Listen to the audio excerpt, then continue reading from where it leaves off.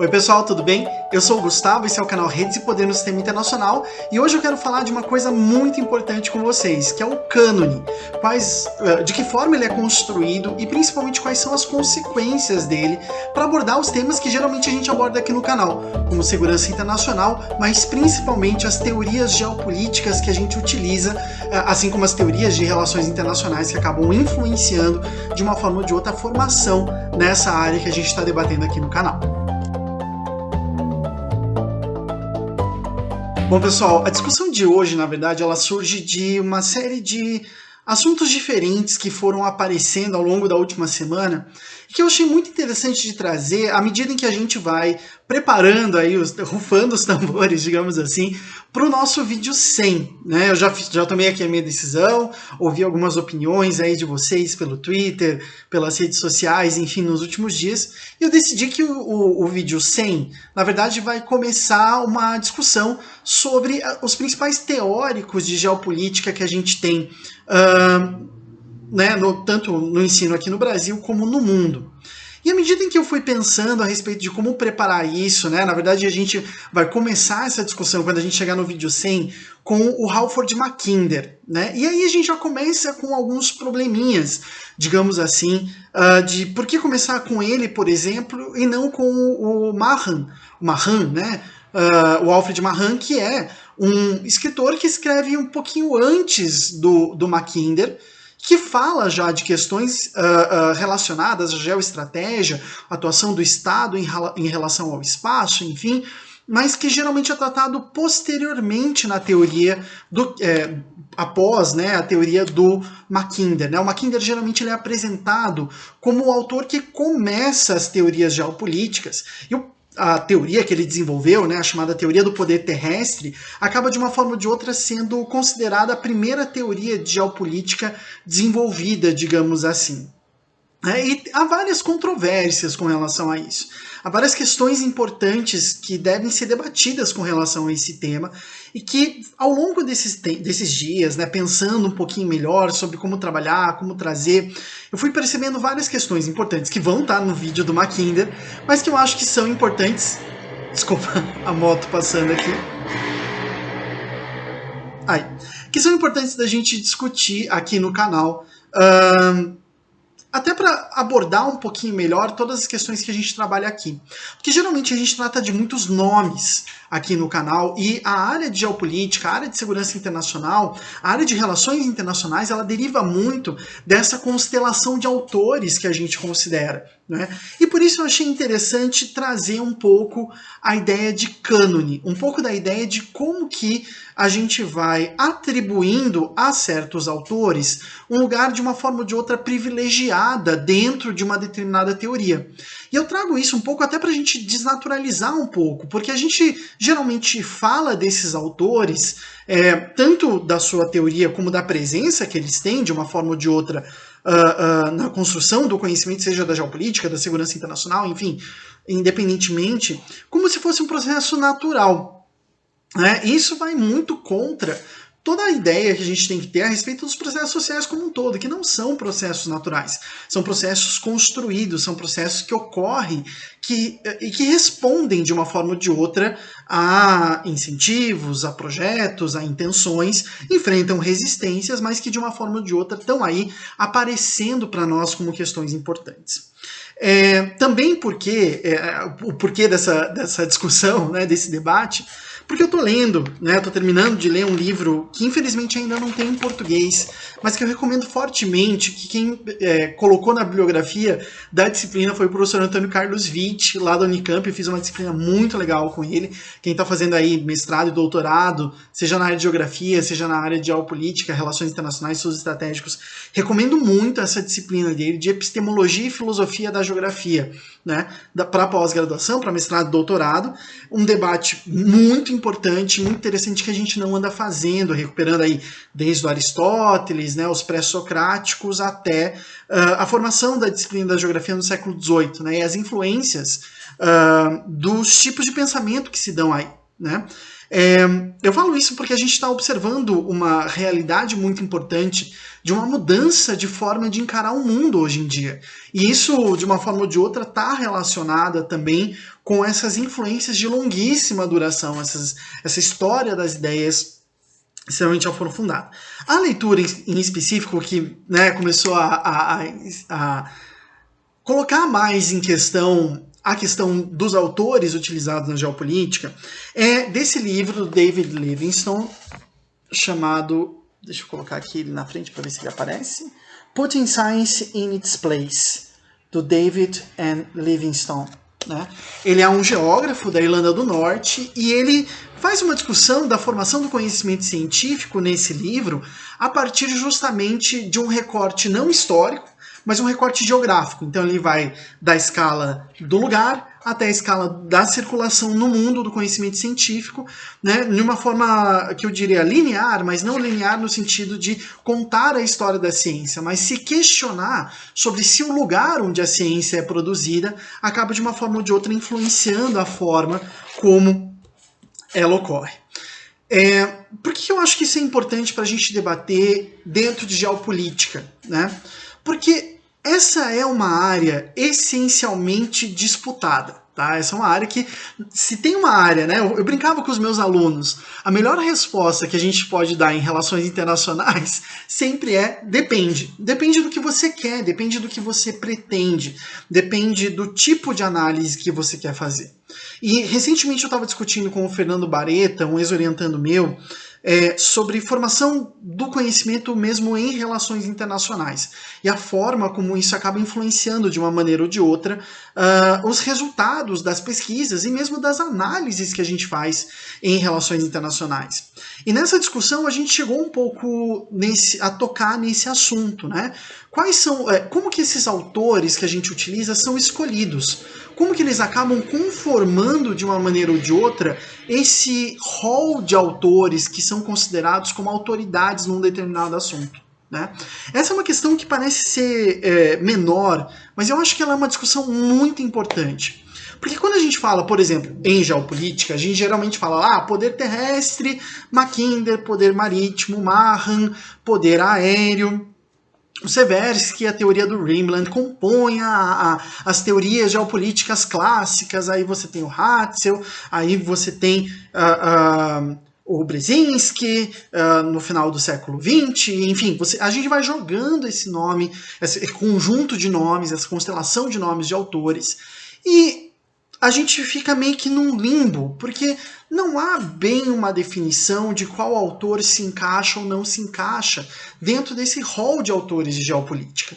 Então, por exemplo, por que um livro escrito parecido com os livros do Mackinder, por exemplo, como O Fim da História e o Último Homem, do Fukuyama, e que teve um impacto tão profundo na definição da política externa do seu país, quanto o livro do Mackinder teve, não pode ser considerado como um livro de geopolítica. Né? Então, essa é uma discussão importante, interessante, porque livros que estão surgindo agora, daqui a um tempo, poderão ser considerados clássicos da geopolítica. Isso está acontecendo muito, e é interessante porque geralmente a gente faz esse tipo de discussão quando a gente desloca para alguma outra cultura. Né? E isso fica muito claro nessa visão que a gente tem dos autores ocidentais ou de países ocidentalizados como o Brasil, essa visão de que, não, é que os russos são meio estranhos. Então os russos, eles têm um autor que define a forma deles de pensar. Né? Então, como eles são essa população meio estranha, e aqui eu estou traduzindo a forma de pensar, tá? Eu discordo completamente dessa ideia. A minha professora de russo, na época da graduação, inclusive, falava que os brasileiros e os russos são muito mais parecidos do que eles imaginam. Um abraço para a professora Elvira Georgievna Kim, se ela estiver vendo esse vídeo, se um dia ela chegar a ver esse vídeo, né? Eu acho que é muito importante a gente discutir, porque daí a gente... isso tem muito a ver com aquilo que o Eduardo Said chamou de orientalismo. A forma como a gente constrói a visão com relação às outras culturas também. O fato da gente linkar tudo o que acontece na Rússia ao Putin, mas ao mesmo tempo a gente não linkar tudo o que acontece no Reino Unido ao Boris Johnson, significa que a gente está observando essa cultura de uma maneira diferente daquela que a gente observa a nossa. Como se a nossa fosse mais complexa e a deles fosse mais simples. Isso está acontecendo muito com o Navalny, né, o opositor político russo, e com aquilo que está acontecendo na Bielorrússia, enfim, em que a gente tira um pouco a complexidade do assunto e trabalha com uma coisa simples. Aqui no Brasil e na América do Sul tende a acontecer também um fenômeno muito interessante, em que os Estados Unidos são altamente complexos, a gente tem que estudar, a gente tem que entender e tudo mais, mas os nossos países são simples. Né? Então, esse tipo de percepção, esse tipo de lógica, de perspectiva, ela é muito importante para a gente entender esses movimentos, não só de construção da ciência, mas de construção dessas teorias geopolíticas, de construção da aceitação com relação a esses grandes nomes, a essas pessoas que a gente seleciona e que de uma forma ou de outra a gente fala, não, o Putin é diretamente influenciado pelo Dugin. Alguém comprova que o Putin leu o Dugin? Não é? E aí vem uma discussão muito importante a se fazer. Por exemplo, se a gente pega, tem um boletim do Instituto Geográfico Brasileiro, se não me engano é o Instituto Geográfico Brasileiro, eu vou ver aqui certinho, coloco aqui na definição, na descrição, do pós-guerra, do fim, né, se não me engano é de 1947, esse boletim. E esse boletim fala de um nome que geralmente é desconsiderado quando a gente fala de geopolítica. Inclusive, ele tem um texto do Jean Gottman. Eu fiquei super surpreso de achar esse texto do Jean Gottman lá, porque ele não é um autor muito citado aqui no Brasil. Mas ele tem um texto enorme justificando a ideia de geopolítica do Rudolf Kjellin. Schelling, enfim, vou chamar aquele de Kjellin para ficar Kjellin, Schelling, enfim, vou chamar ele de Kjellin porque não falo sueco, então tudo bem falar de qualquer forma. Bom, vamos lá. Quem é o Rudolf Kjellin? O Rudolf Kjellin, ele é um jurista que foi um parlamentar do Partido Conservador Sueco, que lá no começo do século XX observou para o seu país que estava continuamente, século após século, perdendo não só poder, mas também perdendo território, né? A Suécia chegou a ser uma das principais potências europeias no século XVI e no século XVII. A partir do século XVIII, ela vai gradualmente perdendo uma série de guerras, ela desiste do esforço colonial no norte da América, ela perde a Finlândia para a Rússia e no comecinho do século XX, ela perde a Noruega, né, que estava sendo governada ali como em conjunto com a coroa, enfim, e tem todo um relacionamento com a coroa da Dinamarca, a coroa da Noruega, enfim, toda uma relação diferente ali naquela região da Escandinávia que tem que ser estudada com mais profundidade. Né? Bom, a criação da Noruega em 1905 levanta um grande problema. Como desenvolver um país que se pautava tanto no comércio marítimo sem uma costa oceânica, né? Porque a partir de agora a costa da Suécia ela estava restrita, digamos assim, ao Mar Báltico, ao Golfo da Finlândia, enfim, e não tinha mais uma saída para o Atlântico. E aí várias obras surgem na Suécia de como melhor governar um país. E esse é um período muito importante, porque esse é um período de consolidação de teorias sobre como governar países diante de uma situação completamente diferente que é a situação do século XX, com a queda de monarquias, com o fim das corridas imperialistas, com a Primeira Guerra Mundial prestes a acontecer. Nesse sentido, aquele filme Fita Branca ele é muito importante para mostrar essas tensões sociais, essas ansiedades sociais, que de uma forma ou de outra nós também estamos vivendo no momento atual. Né? Bom, voltando lá ao Kjellin. Depois, se quiserem, depois coloquem aqui nos comentários se vocês querem que eu aprofunde um pouco mais essa leitura sobre o Kjellin. Mas eu falava que lá em 47 tem um texto do Jean Gottman falando do Kjellin e depois um texto de um cara muito importante no ensino de geografia brasileira, que é o Rajagabalha. ele é muito importante porque ele definiu muitos dos currículos de geografia. Ele era professor do Colégio Dom Pedro II, lá no Rio de Janeiro, e um texto dele ensinando para os correspondentes do Instituto Histórico e Geográfico Brasileiro quem era o Rudolf Kellen e por que a sua visão de geopolítica deveria ser trazida como mais importante. Né? Deveria ser ensinada nas escolas e nas universidades. Né? E por quê? Porque o Kellen é o cara que desenvolveu a ideia de geopolítica, a ideia do Estado se estender por seu território institucionalmente, economicamente, politicamente, dentro das capacidades que o Estado teria para administrar a sua situação e impedir a sua desaparição ou seu enfraquecimento no cenário internacional, dentre as quais ele envolve a administração da população, que ele chama de demopolítica, a administração dos recursos naturais, que ele chama de ecopolítica, enfim, a juspolítica, que é a administração institucional do Estado. Enfim, ele coloca lá 5 principais questões, entre elas a relação do Estado com o território, geopolítica. Corta e vem para agora, para hoje em dia. Quando a gente fala do Kellen hoje em dia, principalmente nos círculos que debatem a geopolítica, o Kellen ele é lembrado, mas ele é lembrado apenas como o cara que inventou o termo. Ele não é considerado importante, ele não é um teórico da geopolítica. Ele só cunhou o termo. Né? E isso parece ser uma coisa interessante, porque como assim uma pessoa que cunhou um termo é só uma notinha de rodapé? Sabe? E isso é uma questão importante, porque o que mais me parece ser relevante é que ele cunha o termo, ele cria a teoria, e esse termo, e não geografia política, vai ser utilizado posteriormente pelo Haushofer, lá na escola de Munique, na Alemanha, que vai desenvolver a teoria das pan-regiões e vai servir de embasamento ideológico para o desenvolvimento da geopolítica nazista. Bom, eu estou falando tudo isso e não cheguei ainda na questão do cânone, né? Bom, a questão do cânone ela é muito importante nesse sentido. Ou seja, quais são os autores e quais são as obras que a gente escolhe como aquelas obras fundamentais, aquelas obras que são as importantes num determinado momento. E a partir daí a gente tem 2 posturas possíveis, digamos assim. A gente pode adotar uma postura mais tradicional, como aquela representada pelo Harold Bloom, que escreve sobre o cânone ocidental de literatura. Né? Ele até faz 4 eras do cânone ocidental, e ele parte de um princípio básico, ou seja, tem obras que são clássicos pela sua natureza e elas foram escolhidas como clássicos pela sua perenidade no tempo. Né? Essa postura é uma postura bem tradicionalista adotada pelo Harold Bloom, considerando que uma obra tem valor por si própria. Né? Ou seja, o texto tem valor universal por si próprio.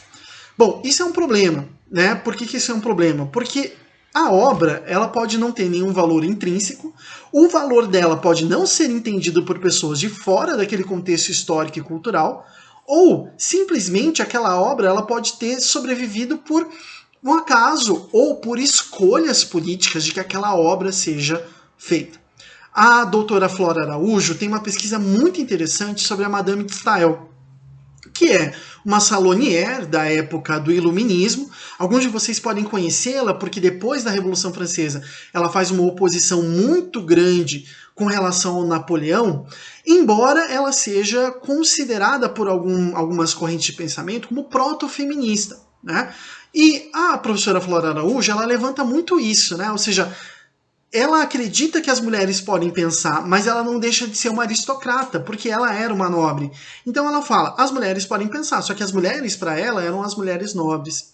Então todo esse conjunto de questões, todo esse conjunto de fatos, fazem com que, inclusive ela escreve uma obra, né, chamada Emília, em contraponto à obra Emílio, do Rousseau, que é considerada pelo Harold Bloom como um clássico universal.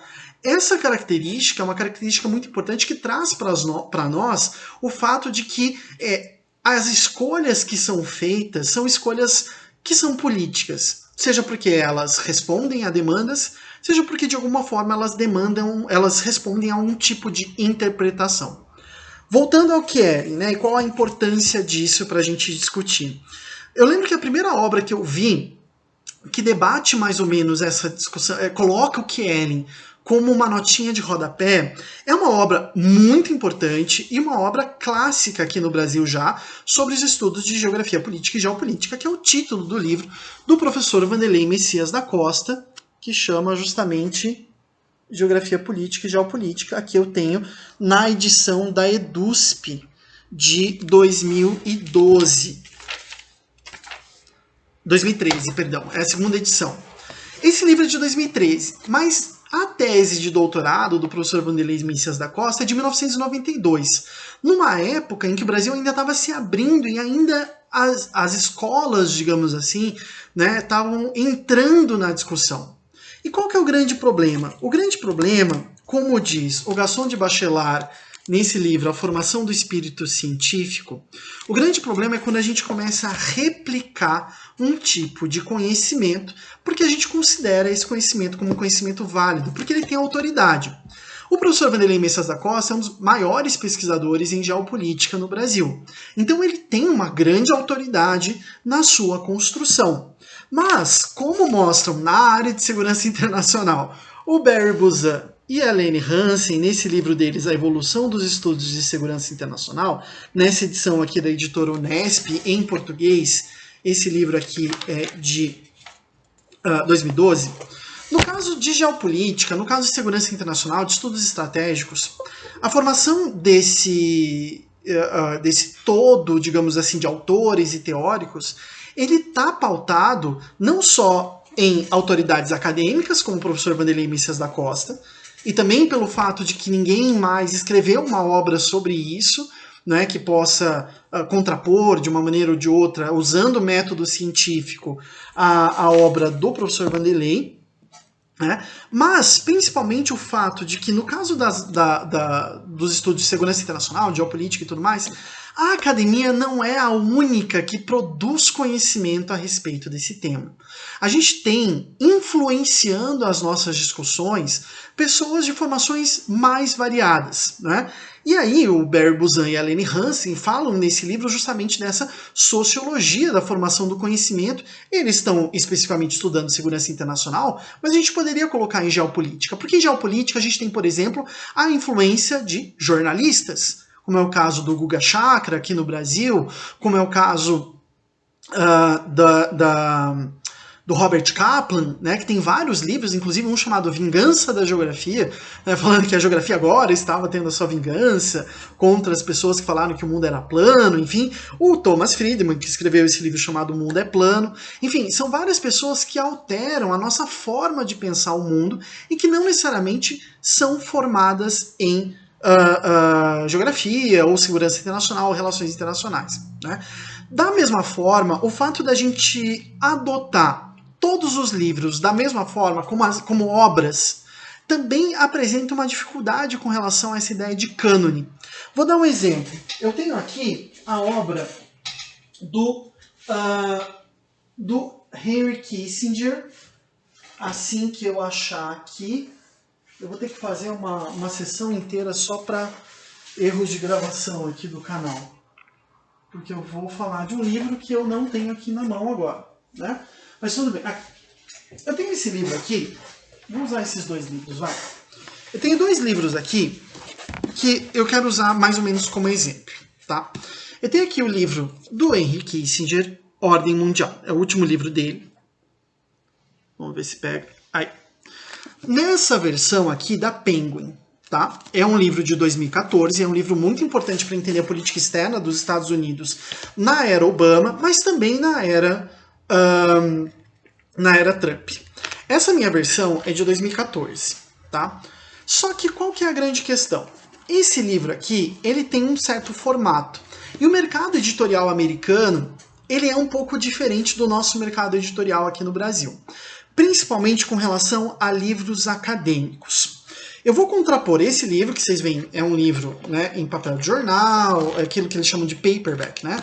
Ele é fino, as folhas são finas, né? Enfim, a capa é mole e ele é barato.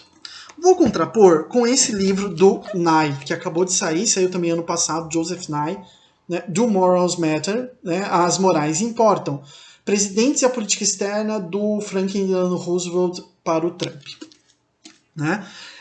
do Joseph Nye, que é um autor de relações internacionais muito reconhecido, principalmente pelo conceito que ele usa de soft power, smart power, hard power. Tá? Ele é um pesquisador. O Kissinger também é um pesquisador. Mas esses dois livros, eles são essencialmente diferentes. Eu não estou ganhando jabá de ninguém. Inclusive, se alguma editora quiser fazer um jabá aqui para mim, estou aceitando, né, para não gastar tanto com o livro. Mas esses dois livros, eles são essencialmente diferentes com relação à sua forma. Esse aqui é um livro que vocês podem ver, é um livro com capa dura. Né? Aqui, ó, é um livro de capa dura. É um livro mais bem acabado, com uma página mais grossa. Esse aqui, como eu mostrei, é um paperback. Esse é um hardcover, é um capa dura. Né? Qual que é a diferença entre eles? Lá no mercado editorial americano, quando você tem um pesquisador, esse pesquisador manda para a editora uma sugestão, ou demanda-se dele, se ele for muito conhecido como Nye, como Kissinger, demanda-se dele uma obra. Ele manda essa obra, né, geralmente por meio de concursos, né, competições lá internas ao sistema acadêmico americano, né, e ele prepara esse livro. Ao preparar o livro, ele vai pensar, em primeiro lugar, numa obra em hardcover, né, que é uma obra que tem todas as referências, tem as notas de rodapé, geralmente tem, de uma forma ou de outra, tabelas, como nesse caso aqui, ó, por exemplo, ele tenta, nesse livro aqui, o Joseph Nye tenta colocar um scorecard da moral do Truman. Ele coloca ali bom, misturado, depois ele vai colocar ruim, ou seja, ele tenta dar um tipo de lógica, né, com relação às morais dos presidentes dos Estados Unidos. Qual que é a grande questão? Se esse livro fizer sucesso, ele vira um paperback. Ou seja, se esse livro aqui fizer sucesso dentro de um escopo, de uma audiência específica, ele acaba virando um paperback. Aí ele vai para o público amplo. E aí esse paperback, ele é mais simples. Ele pode ter o conteúdo inteiro, mas ele não tem tantas referências, não tem tantas notas de rodapé, e tem mais um sentido de informar do que discutir, debater, digamos assim. Tem todas as notas de rodapé, mas, por exemplo, nesse livro aqui, de 400 páginas, tem 300 notas de rodapé aqui do Kissinger. E nesse aqui, do Nye, deixa eu ver se tem aqui o total de notas. Porque lá nos Estados Unidos também se usa aqui, como no Brasil em algumas ciências, a nota de rodapé também para referências, né? Mas nesse aqui não tem. Enfim, são livros que são dedicados a públicos diferentes, com intenções diferentes. Se eu pego esses dois livros e comparo eles e uso eles da mesma forma, eu tô adotando eles como um cânone diferenciado, ou seja, eu estou adotando livros que foram compostos de uma forma diferente para falar da mesma coisa. Isso é muito típico aqui no Brasil. Quando a gente fala, eu não estou falando do Brasil porque o Brasil é pior, eu estou falando que isso acontece em qualquer lugar. Essa utilização, por exemplo, por que a gente não usa mais artigos acadêmicos para debater essas teorias? E só o livro final, que traz, por exemplo, no caso do Dugin, que traz já a ideia de eurasianismo terminada. Isso causa um problema na formação do conhecimento em países subdesenvolvidos como o nosso, né? Por quê? Porque isso acaba trazendo para nós a forma final da discussão, e não a discussão em construção. E aí a gente acaba usando os conceitos como se eles fossem conceitos finais, né? Essa discussão é um vídeo um pouco longo e é um vídeo que desvia um pouco da nossa discussão típica de geopolítica, de segurança internacional, mas eu acho que é uma discussão muito importante para fazer, já que a gente vai começar a entrar nos autores em si, né? E começar a identificar mais ou menos por que a gente está falando disso. Vou dar um último exemplo aqui no vídeo para terminar, o livro Natureza do Espaço, do Milton Santos, que é utilizado geralmente como a Bíblia com relação às obras do Milton, né? Só que há uma história apócrifa de que esse livro seria uma reunião de aulas que o Milton Santos deu. E por isso que é tão difícil de ler esse livro contrastado com outros livros preparados por ele. Da mesma forma, a USP tem, a EDUSP, né, tem feito vários livros que são, por exemplo, reunião de colunas para a Folha de São Paulo. Isso é muito interessante, porque traz um conjunto da obra. Mas a gente tem que aprender a colocar, né, discernir qual é a função de cada uma dessas obras e adequá-las, né, à nossa discussão de acordo com aquilo que se pretendeu, aquilo que é utilizado, ou simplesmente para contextualizar tudo isso. Espero que vocês tenham ficado até o fim desse vídeo. Não é muita discussão que a gente faz aqui, mas que eu acho muito importante quando a gente debate teorias e formação do conhecimento. Tá bom, gente? É isso, e a gente se vê então na sexta-feira. Até mais!